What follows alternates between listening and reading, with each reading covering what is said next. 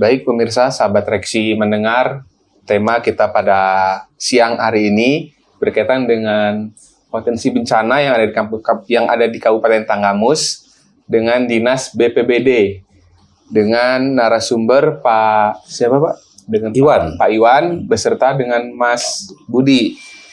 Baik, di sini saya ingin menanyakan nih Pak, berkaitan dengan persiapan BPBD dalam menghadapi Natal dan Tahun Baru pada 2023 ini Pak. Bagaimana nih Pak? Bisa dijelaskan? Kalau khusus untuk Nataru ya. Nataru kita tergabung di tim gabungan dengan Polres, dengan Kodim, dengan Basarnas, Perhubungan, Damkar ya, termasuk Damkar juga Pol PP.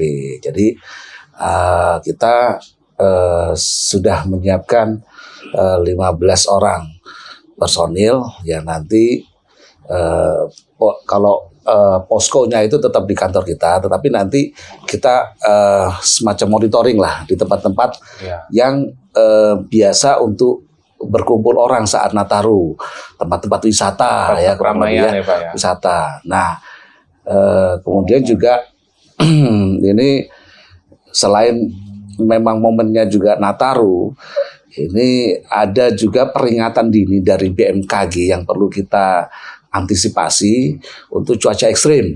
Nah, jadi sebenarnya dari tanggal 22 kemarin peringatannya ini diperpanjang lagi sampai dengan tanggal 2 Januari itu akan terjadi cuaca ekstrim berupa angin kencang, kemudian hujan barangkali lebat sampai dengan gelombang tinggi di laut.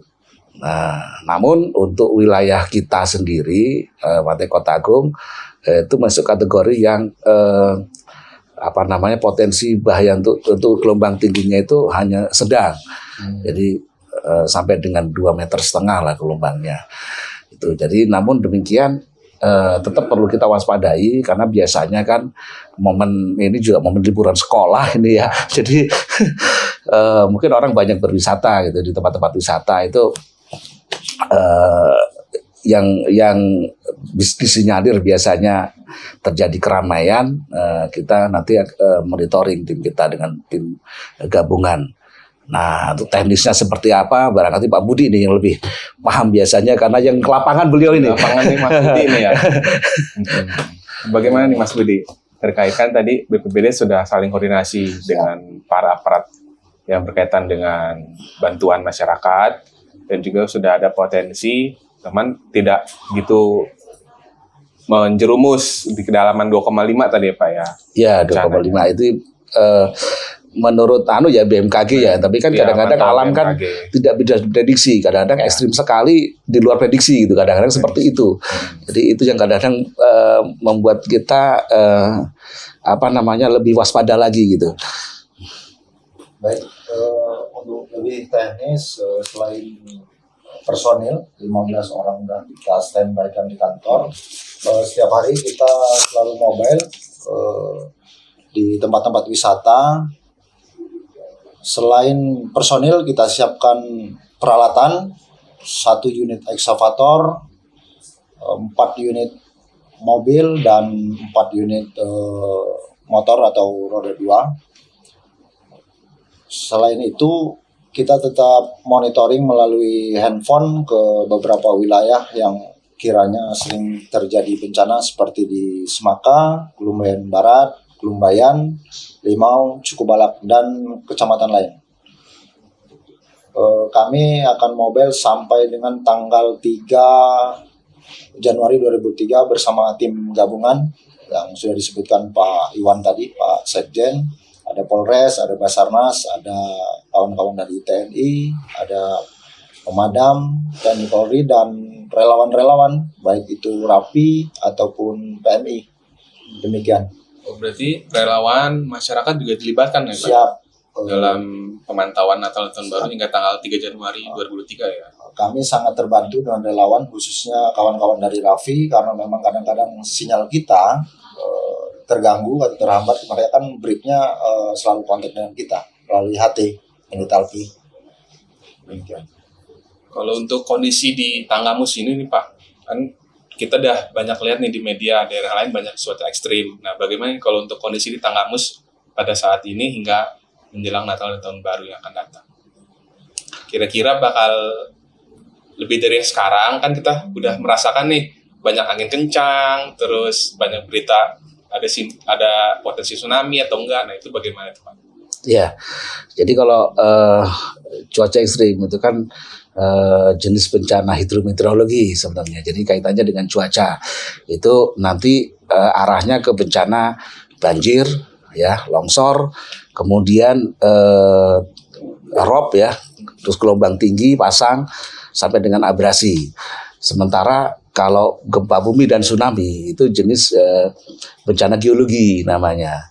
Jadi beda itu karena pergeseran lempeng-lempeng di bumi maka menyebabkan gempa bumi dan bisa juga menimbulkan tsunami. Itu satu hal yang berbeda. Tetapi ini momennya ini memang bersamaan ini. Cuacanya memang sedang ekstrim. Kemudian ini kejadian gempa kan lagi hangat nih. Benar. Di Cianjur ya. Iya. Di Cianjur di 21 November kalau nggak salah ya. Bulan kemarin itu terjadi gempa Cianjur.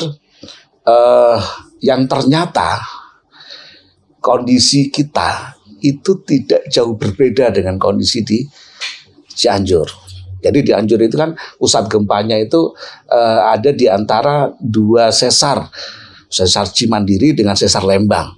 Kita juga punya dua sesar di wilayah kita Kota Agung. Kita punya sesar Semangko atau kalau secara umum mungkin disebut sesar Sumatera. Dan sesar yang satunya itu sesar Kota Agung. Ibu kota kita, Kota Agung ini berada di antara dua itu. Dan dulu di tahun 94 ya, itu kan terjadi gempa Liwa ya. Itu pusatnya juga di antara dua sesar itu. Artinya dengan melihat kondisinya yang hampir sama, itu juga menjadi satu kewaspadaan kita sendiri terhadap gempa bumi. Kemudian tsunami, nah nih, karena selain gempa bumi, ya itu bencana sekundernya lanjutannya itu ada tsunami. Kalau gempanya terjadi di laut, nah kita punya 3 sumber gempa ya yang bisa menyebabkan tsunami. Yang pertama di jalur subduksi, ya subduksi antara lempeng samudra Indo-Australia terhadap lempeng benua Eurasia. Nah itu yang kata BMKG itu potensi gempanya bisa mencapai 8,7 skala Richter dan itu sangat bisa berpotensi tsunami. 8,9. Yang kemarin aja kita rasakan di Kabupaten Tanggamus ini 5,2. Itu di ruangan masing-masing kerja. Nah, itu sumbernya di laut. Kita masih sudah kerasa. Sementara kita juga punya potensi sumber gempa yang di darat. Yang tadi saya sebutkan seperti contoh yang nggak jauh-jauh dari gempa Liwa lah. Kesininya kan wilayah kita. Nah, itu. Nah, tapi berkaitan dengan tsunami tadi, memang pada kenyataannya yang air-air ini menyebabkan tsunami itu justru dari Krakatau ya, anak Krakatau ya. Walaupun potensinya yang lebih bahaya, yang lebih besar itu dari jalur subduksi tadi. Kita sudah punya sistem peringatan dini yang yang sirinenya itu ada di Taman Kota Agung. Tapi alat pendeteksi dan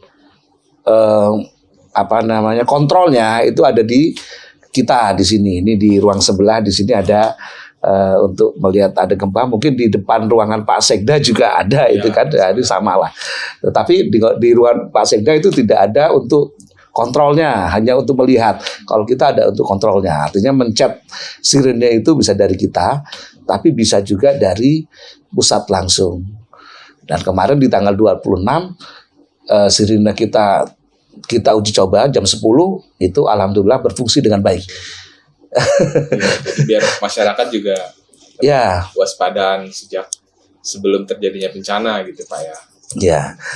kurang lebih seperti itulah kalau untuk gempa tsunami, gempa dan tsunami. Nah, kaitan dengan cuaca ekstrim ini bencananya ya banyak banjir untuk wilayah pesisir, terutama di Kota Agung itu di Kapuran ya. Di beberapa waktu yang lalu kan berulang kali terjadi banjir yang dari laut, banjir rob orang menyebutnya ya, banjir rob. Nah, kita juga sudah melakukan langkah untuk mitigasi, salah satunya membuat seawall ya, tembok laut yang di Kapuran itu. Alhamdulillah kemarin ketika ada peringatan dini dari BMKG bahwa bisa berpotensi banjir rob, itu wilayah Kapuran aman. Setelah tembok itu jadi ya, seawall-nya itu jadi aman, tidak masuk lagi airnya. Jadi artinya ya mudah-mudahan bermanfaat buat masyarakat apa yang kita lakukan. Tuh. Jadi Banjir juga sudah banyak kita tangani kan. Ini yang sering di lapangan Pak Budi, sungai-sungai yang sering banjir sudah kita normalisasi. Kemudian juga sudah kita buatkan tanggul pengaman sungai, baik itu dengan konstruksi bronjong ataupun dengan hanya ditutup tanah saja, darurat dan lain-lain. Mudah-mudahan kalau kemungkinan terjadi mungkin masih bisa terjadi, tetapi tingkat resikonya sudah mudah-mudahan sudah lebih rendah gitu. Iya. Dan ada peringatan sirene, iya. Sosialisasi dari pihak BNPB juga. Iya. Gitu, Pak. Kalau untuk titik rawan yang ada di Kabupaten Tanggamus ini, ada di beberapa titik nggak sih Pak? Kira-kira? Titik rawan terhadap bencana yang mana ini? Dari segi gempa, longsor maupun tsunami. Oh, dari banjir dulu barangkali. Banjir ya. Nah, yang banjir kalau yang hafal Pak Budi ini, yang sering turun ke lapangan deh. Silakan Pak Budi. Sering ngadepin banjir ya Pak. Untuk titik banjir dan tanah longsor di wilayah Kabupaten Tanggamus hampir semua sih. Cuma paling sering terjadi setahun bisa 3 kali itu pengalaman kita di Kecamatan Semaka, Cukubala, Kulumbayan dan Kulumbayan Barat dan Ulu Belu serta Kecamatan Air Naningan. Itu yang longsor. Kalau banjir di Semaka, Limau, Cukubala dan Kulumbayan Barat yang sering terjadi. Itu daerah rawan banjir itu karena mereka dekat dengan pantai atau bawaan dari hujan yang cukup ekstrim Pak? Hujan ekstrim karena sungainya memang dangkal, penuh dengan sedimen. Kebetulan memang air laut itu banjir rob, yang sering terjadi. Air dari hulu dia besar, rob naik, jadi air itu masuk ke pemukiman. Itu yang sering terjadi. Tapi mudah-mudahan ke depan nggak ada lagi lah ya. Iya. Nah, kalau potensi bencana yang lain seperti tadi gempa ya. Nah, gempa itu jadi gini, wilayah kita itu dilewati oleh 2 sesar yang aktif. Yang tadi saya sebutkan di awal tadi, sesar Semangko. Dalam artian lempengan gitu Pak ya? Sesar itu patahan. Patahan. Iya, patahan dari lempengan. Karena lempengnya bertabrakan, ya Indo-Australia dengan Eurasia bertabrakan, maka gini, ya saya gambarkan. Misalnya kan ini yang lempeng samudra, ini benua. Dia posisinya lebih di bawah, maka dia akan di bawah. Nah, dia dorong karena aktif, jadi dorong terus gini. Maka di sini akan tertekuk. Ini patah. Nah, inilah disebut patahan atau sesar. Patahan atau sesar. Suatu saat ini akan lepas begini. Iya. Nah, ya, atau sedikit-sedikit lah gini aja. Itu akan timbul gempa. Nah, kalau sumbernya ini di laut, itu bisa terjadi tsunami. Gitu. Jadi, itulah makanya kita waspada karena wilayah kita dilewati 2 patahan yang aktif. Nah, untuk patahan yang pertama, patahan Semangko itu mulai dari Bengkulu sana ke wilayahnya Lampung Barat, kemudian pokoknya sepanjang Bukit Barisan. Kalau wilayah kita masuknya badan dari Semong, kemudian Semaka, ya Pematang Sawah, salah satu. Sesar satunya lagi, itu kita mulai dari sedikit wilayah Ulu Belu, Sumberjo juga ada. Kemudian yang jelas terlihat di sini yang ini ya Kota Agung Timur, kemudian Celimau, Cukubalak sampai ke Kelumbayan. Jadi berapa kecamatan tuh? Banyak kan? Banyak. Sana. Dan justru yang akhir-akhir ini aktif itu yang patahan yang di yang di patahan Kota Agung yang lewat sampai ke Kelumbayan. Di 2013, ya betul. Di 2013 kita mengalami gempa Suam. Gempa Suam 2 bulan lebih waktu itu ya.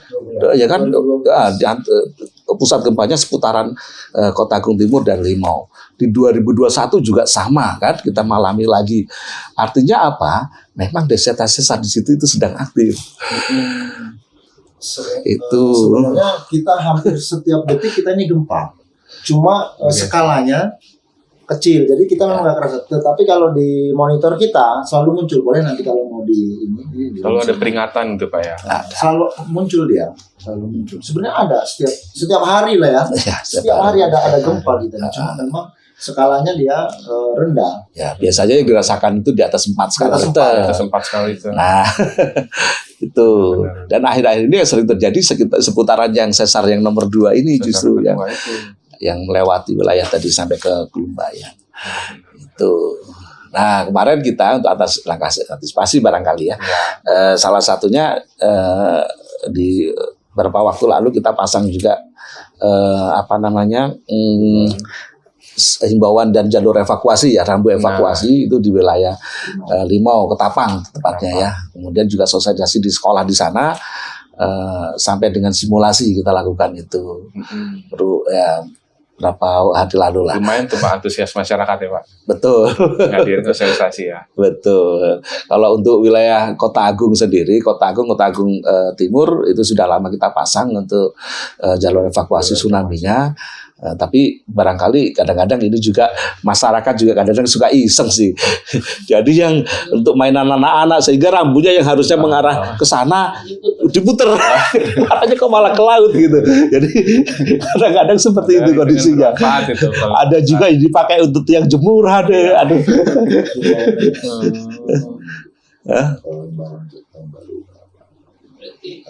Ya, tunggu pertanyaan selanjutnya. Ya. Betul. Ya. Kalau untuk saran dan pesan nih Pak untuk masyarakat Kabupaten Tanggamus nih Pak terhadap bencana yang akan dialamin atau yang mewaspadai buat masyarakat tuh ada nggak Pak? Untuk menjelang Nataru itu biasanya kan ini apalagi liburan sekolah, orang wisata ya, banyak wisata ke tempat-tempat wisata, pantai kalau kita banyaknya pantai. Sementara kita sedang mengalami cuaca ekstrim. Yang tadi kita ceritakan tadi. Jadi artinya masyarakat untuk lebih berhati-hati ketika berwisata. Perhatikan alam di sekitarnya seperti apa. Kalau kondisinya sudah mengarah-arah, oh ini bahaya ini, lebih baik dihindarilah. Jangan diteruskan atau lebih baik dihindari. Kelihatan mau wisata di pantai gelombangnya udah mulai tinggi ya jangan mandi gitu. Nanti malah mandi kan gitu. Kemudian juga yang bahaya yang lebih besar barangkali gempa dan tsunami-nya ya, tsunami perlu diwaspadai juga. Masyarakat juga perlu tahu apa sih tanda-tanda kalau mau terjadi tsunami. Pertama biasanya ditandai dengan adanya gempa, terasa kita dalam goyangan gempa. Kemudian biasanya air surut secara tiba-tiba. Di pantai itu air surut secara tiba-tiba. Jadi kalau misalnya pas lagi wisata di pantai ada air surut tiba-tiba, jangan malah senang, wah lari-lari di pantai ngambilin ikan. Oh jangan.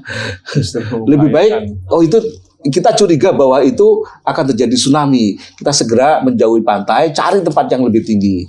Nah kalau di kita prediksi bisa iya bisa enggak kalau namanya prediksi dari BMKG, tsunami di kita itu bisa mencapai 13 meter. Nah, 13 meter dari permukaan jalan tuh Pak? Dari laut dong. Dari laut ya? Iya. Jadi bisa sampai 13 meter. Makanya kalau kita mau evakuasi dari tsunami, menyelamatkan diri, kita pakai angka keamanan sekitar 30%, sehingga taruhlah kita ambil 17 meter dari permukaan laut. Jadi minimal kita berada di posisi 17 meter dari permukaan laut. Nah, supaya aman. Kemudian tanda yang selanjutnya tadi biasanya tercium bau garam yang cukup menyengat ya kalau mau terjadi tsunami. Dan biasanya dari kejauhan juga kelihatan kelompok ininya garisnya jelas, garis gelombangnya itu mau tsunami. Itu segeralah melakukan evakuasi. Jadi tidak perlu menunggu informasi yang resmi dari pemerintah, tapi kalau asal sudah ada terlihat jelas tanda-tanda itu ya lebih baik segera melakukan evakuasi. Karena kadang-kadang peralatan kita kan gini, kita khawatirkan. Memang alatan kita dicoba bagus, tapi kita nggak tahu ketika terjadi pada saat tsunami misalnya, kan biasanya gempa dulu nih, jangan-jangan listriknya mati kan gitu. Alat kita kan nggak berfungsi. Khawatirnya kan seperti itu. Jadi masyarakat harus cerdas lah, membaca situasi gitu, kurang lebih seperti itu. Tambah sedikit himbauan untuk nelayan agar tidak melaut dulu. Mengingat rilis dari BMKG cuaca ekstrim sampai tanggal 2. Jadi kalau bisa jangan melaut dulu lah gitu. Itu himbauannya. Terus yang kedua, hindari, biasanya kan masyarakat kita ini sukanya di pohon-pohon rindang tuh lagi musim angin nih, duduk kan. Terus mohon bantuannya juga ke aparat PON, masyarakat sekitar, kalau memang ada kayu yang tumbang di sungai atau apa, segera bergotong royong lah, jangan nunggu kami yang dari Pemda. Itu kan kalau siang misalnya roboh di sungai menghalangi aliran sungai, kan malam kalau air datang itu akan membendung. Salah satu penyebab terjadinya banjir, bisa juga longsor kalau dia robohnya di tebing di jalan, di tebing. Kadang-kadang nunggu kita mereka kan. Itu aja mungkin himbauannya, dan minta tolong kerjasamanya lah untuk pihak-pihak terkait, mungkin aparat PON khususnya. Mungkin demikian, mungkin pertama. Ya, artinya kita menghimbau pada masyarakat supaya lebih aktif lah, aktif membaca itu tadi alam tadi yang kira-kira berbahaya, cepat segera ditangani. Nggak perlu nunggu dari pemerintah. Pemerintah ini sumber dayanya kan terbatas gitu kabupaten. Jadi personilnya kita terbatas. Sementara wilayah Tanggamus kan luas gitu. Jadi nggak mungkin kita bisa dengan sesegera langsung ke beberapa tempat sekaligus. Jadi masyarakat juga aktif lah dalam membaca situasi, segera bertindak seperti itu. Jadi sahabat Reksi mendengar, untuk masyarakat Kabupaten Tanggamus, untuk peringatan dini itu sudah diterapkan oleh pemerintah, seperti sirine, sosialisasi ke masyarakat yang terdampak titik rawan bencana ya Pak ya. Dan juga apabila ada bencana, masyarakat perlu turut andil membantu pemerintah. Jangan nunggu sampai pihak BPBD ini hadir, menyebabkan malah terjadinya bencana yang berkelamaan. Kalau masyarakat ikut ambil bantuan, gotong royong, nah mereka pastikan bisa dapat segera terurai apabila ada longsor, banjir itu kan. Berarti kalau untuk persiapan kita udah terdapat posko atau stand-stand ya Pak ya. Di pusatnya di sini. Dipusatkan di kantor kita sendiri. Karena memang setiap hari juga ada yang piket di kita. 6 orang, betul. Kalau untuk peringatan bencana sudah ada alat atau himbauan secara mobile maupun secara koordinasi antar pemerintah dan masyarakat ya Pak. Baik.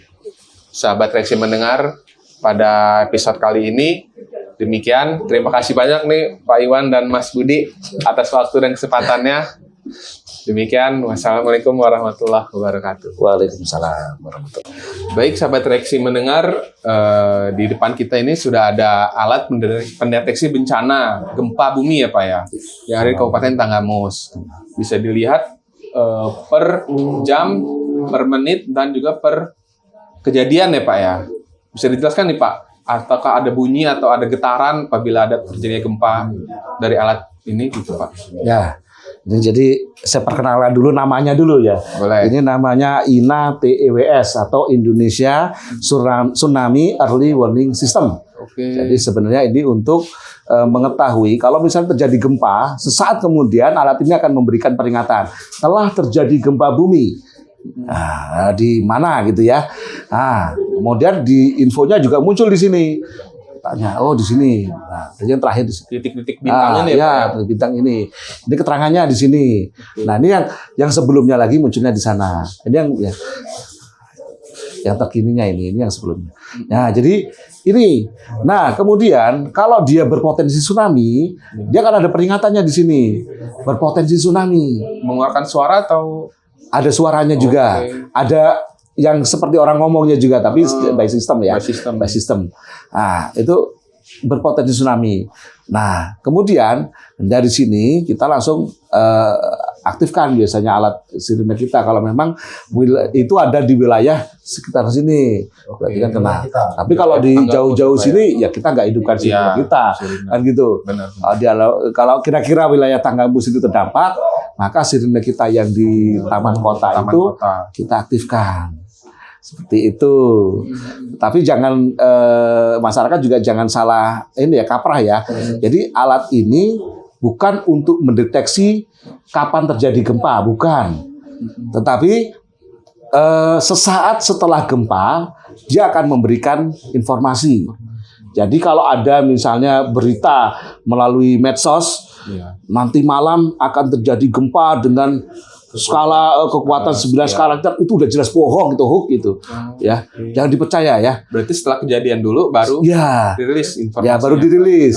Nah, kemudian keluar nanti berpotensi tsunami atau tidak. Nah, kalau tsunami-nya bisa sebelum kejadian. Tsunami-nya sebelum kejadian bisa, tapi kalau gempanya nggak bisa. Dia sesaat setelah kejadian. Setelah kejadian. Itu gambarannya. Menarik. Sangat bermanfaat banget nih Pak ya buat informasi masyarakat Kabupaten Tanggamus ini. Apa nama alatnya Pak? INA TEWS. INA TEWS ya. Nah, 3,6 tuh cara bacanya juga. Ya. 3,6. Kalau untuk ini Pak. 6 skala Ini Richter. sudah Nah, itu pakai terjadi skala Richter.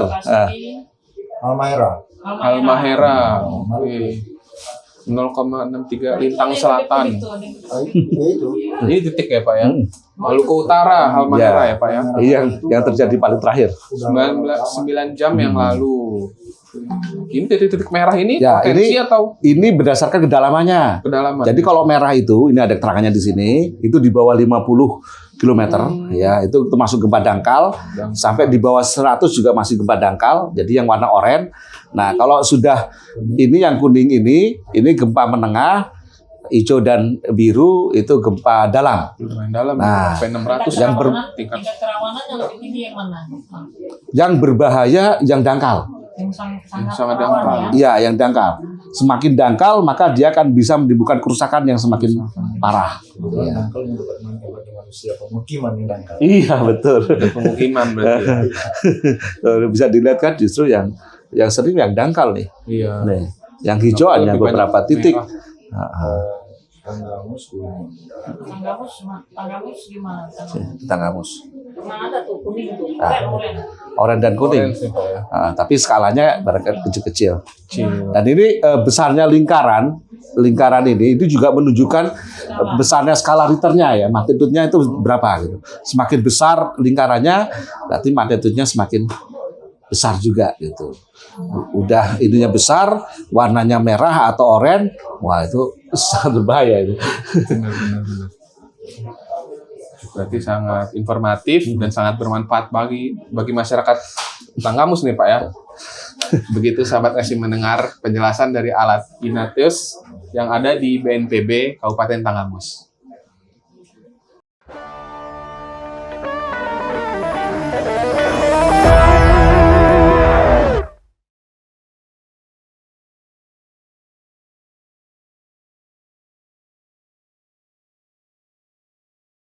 Nah, inilah peta yang saya maksud tadi.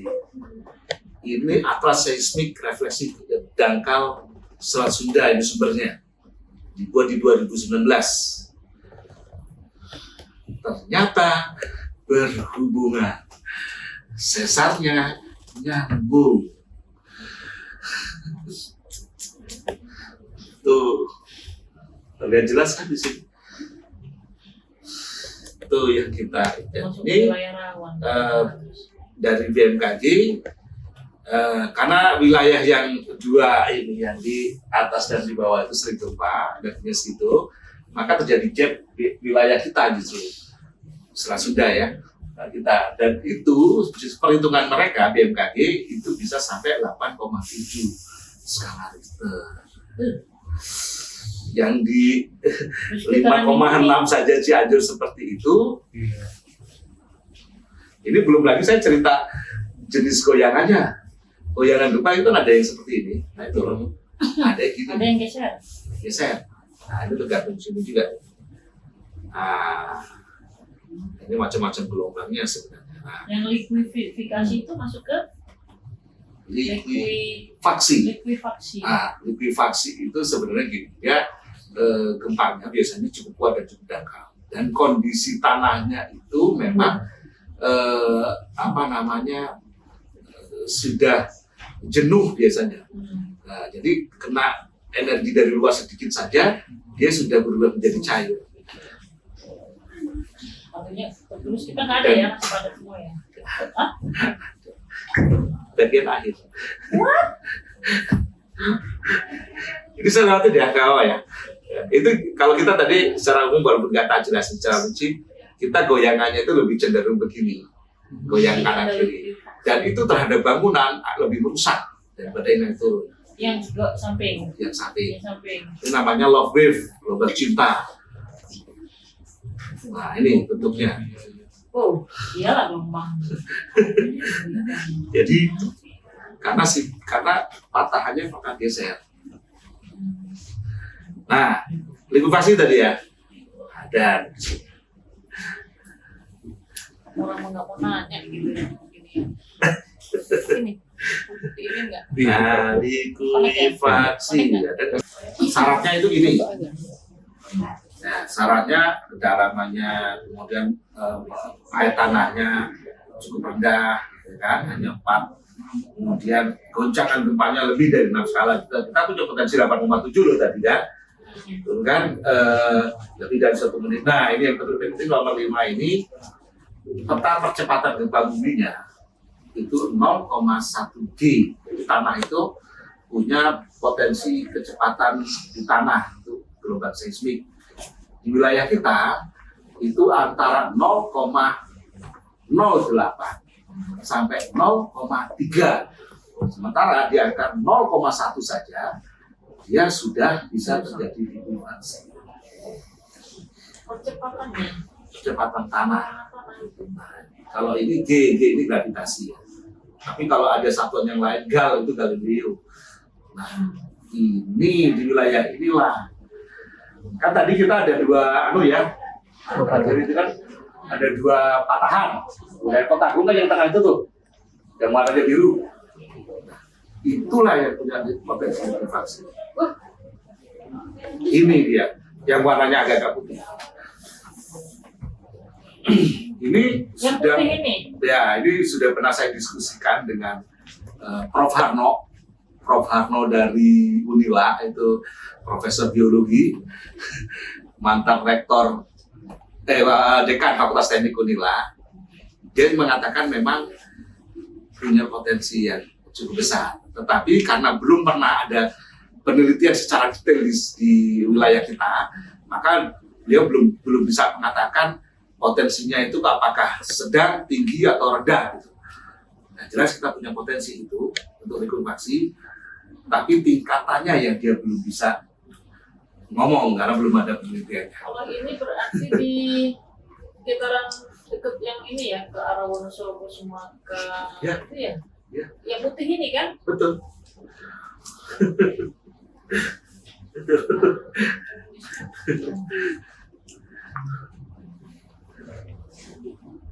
Makanya tingkatan per segmennya, tingkatnya apakah tinggi, apakah sedang, itu belum tahu karena belum ada penelitian yang detail ya. Iya. Karena potensinya ada. Kemarin terjadi di Palu ya. yang hebat likuifaksi itu satu kampung ya terendam. Artinya kalau Bunda itu, Ibu Bupati itu khawatir, wajar. Wajar ya. Wajar. Ini saya belum presentasi di depan beliau ini seperti ini. Potensi ada. Iya. Apalagi yang